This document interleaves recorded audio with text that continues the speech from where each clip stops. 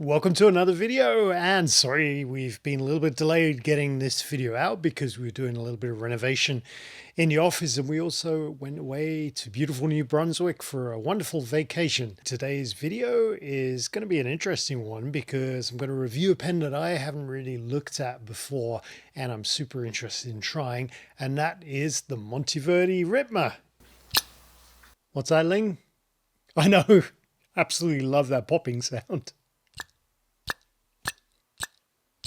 Now the Ritma comes in this gift case here, and if I remove the sleeve, you will see there is a plastic case here. Now, got to be honest, I'm not a huge fan of the case, but it serves its purpose, and it's not so bad.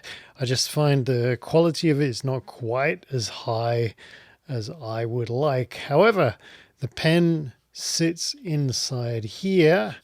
And if I just remove that, there's a little bit of information about the Ritma there, and tells you about the Ritma magnetic cap, which makes that lovely pop sound.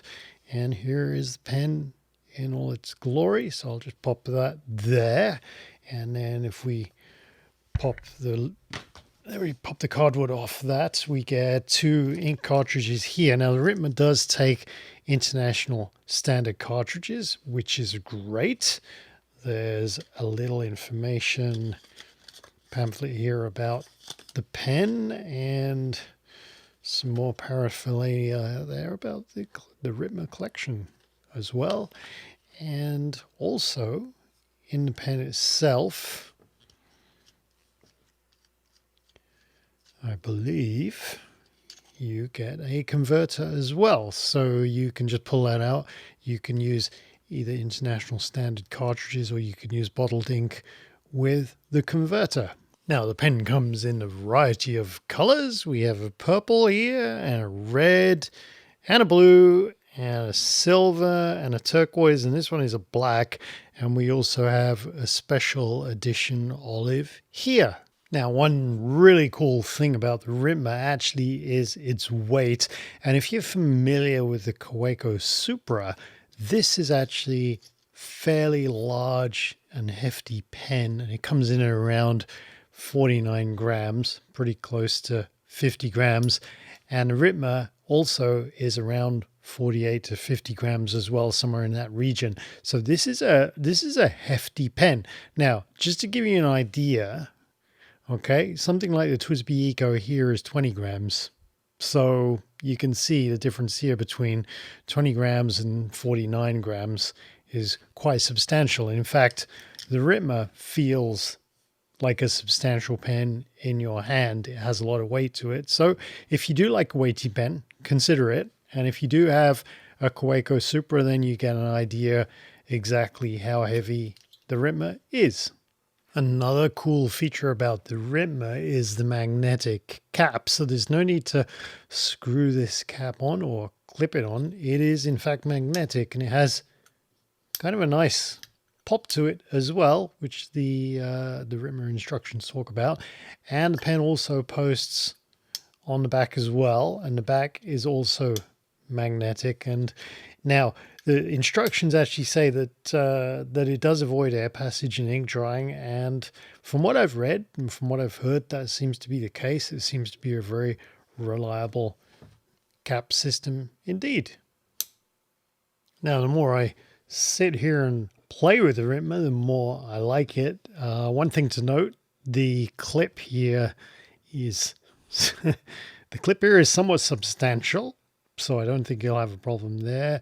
It's got a little bit of writing on there, Monteverde Ritma, and the paraphernalia that comes with the pen says that the Ritma collection is inspired by the minimalist movement of the 1960s and 70s, where clean lines, straightforward designs, and beautiful colors were most prominent, and certainly seems to be the case as far as this pen is concerned. Now, the other thing to note as well is it does come with a JoWo nib, which is a really quite a large nib, I guess, compared to others. Let's take a look here against the Supra.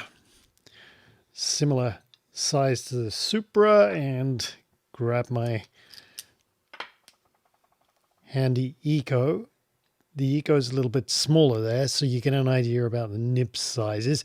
What I really like about the Ritma nib is it's a black color as well, which is kind of unique. Comes with a black nib, does not come with a silver nib. I like that. So as always, the question is, how well does the Ritma actually write? And I'm going to do a comparison with the Kaweco Supra as well, because both pens pretty similar in terms of weight, size, and also have a large nib. Be interesting to compare them.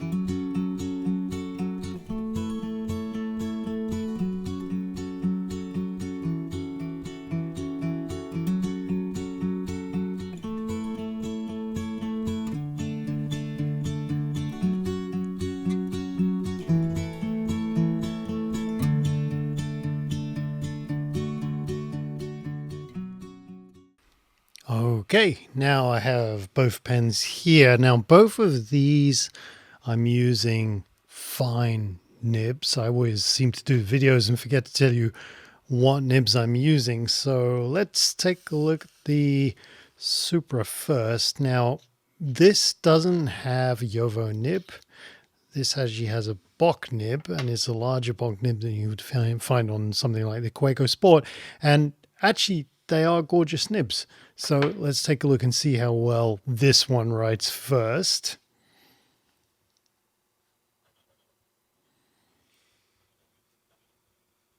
Very smooth.